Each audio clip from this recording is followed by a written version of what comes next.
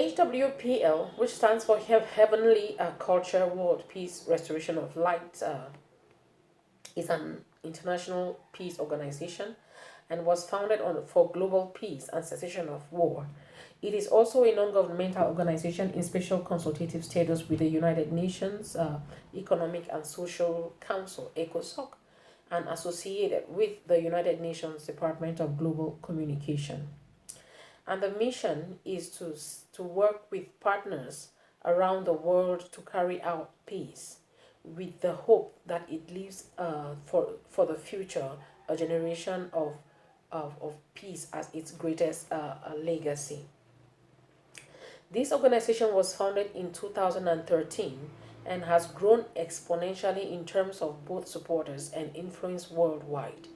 With peace as its core value, this remains very very important, and HWPL has operated in a number of campaigns and events across the globe to unite individuals from all sectors of life and different levels to be peace ambassadors at different levels. And HWPL has partners, especially, or I call them arms, that have been supportive in their quest for world peace. And these different groups include the IWPG,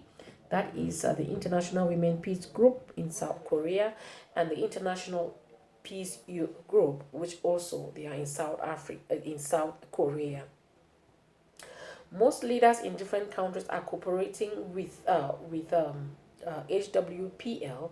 and they operate as their peace advisory council. And these experts help to provide technical and practical modalities for the world to be able to get to have peace. I would like to say here equally that HWPL has held equally different summits, which have particularly been the base for the development of the Declaration of Peace and Cessation of War document that is informing and acting like the transition between that which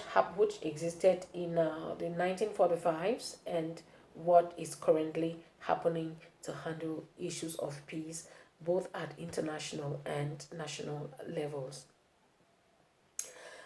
For us to be able to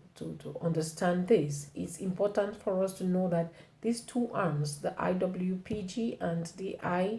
IPYG groups, are all volunteering in their own way to see that we are able to work with this document that can transform or is transforming lives. For us to be able to have a tidbit, to have a little understanding of what IW, the Declaration of uh, Peace and Cessation of War document is, I would like vividly to introduce us to the preamble of this great document that has uh, that has 10 articles and 38 clauses. The first is the preamble says, recalling the purpose and the principles of the Charter of the United Nations and other international instruments, including the Universal Declaration of Human Rights, acknowledging that all members of the human family enjoy human dignity and equal and inalienable rights, and that these rights represent a necessary tenet of all the preservation of freedom, justice, and peace throughout the world, aiming to maintain international peace and security, and determined to pass on to successive generations an invaluable inheritance of a world free of war, ensuring the acceptance of principles and the institutions of methods that armed force should not be used save in accordance with the limitations prescribed by the international law, reaffirming faith in fundamental human rights, in dignity and worth of the human person, in the equal rights of men and women, the promotion of social generations that and the need to facilitate peaceful coexistence among the world's religions, beliefs, and ethnicities, recognizing that the principle of equal rights and self-determination of peoples constitute a significant contribution to the contemporary international law, and that its effective application is of paramount importance. Bearing in mind the universal commitment of the world's religions to the promotion of peaceful coexistence, tolerance, and mutual respect, and the common spirit of that permeates all religions, religious scriptures, and holy texts, bearing in mind the sovereign equality of states, and convinced that judicial and other dispute resolution measures can replace the rule of war with the rule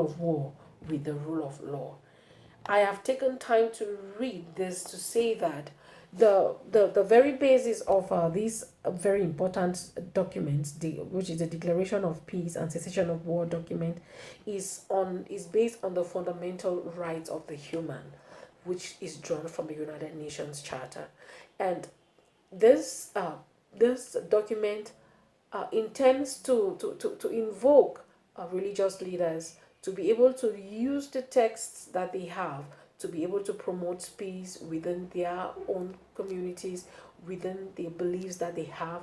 And the intent of this text is to be able to help people to keep what separates them, their differences, and look for binding things that keep people to work together, to move together, so that the human being remains at the central point of every initiative or every effort, such that individuals, such that self-interest be taken off, while we look at the human being as the central point for peace to exist in this world.